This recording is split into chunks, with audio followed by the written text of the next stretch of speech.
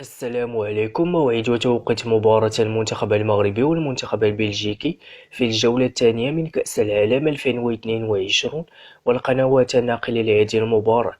يحتل المنتخب البلجيكي المركز الأول في ترتيب المجموعة السادسة من كأس العالم برصيد 3 نقاط، ويحتل المنتخب المغربي المركز الثالث برصيد نقطة واحدة.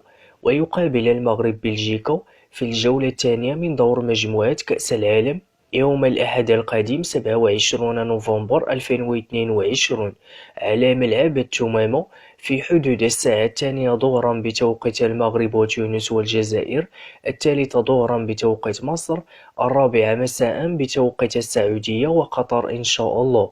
ومن المرتقب نقل هذه المباراة على قناة بين سبورت 2 ماكس بتعليق جواد بدو، وعلى قناة الرياضية المغربية TNT.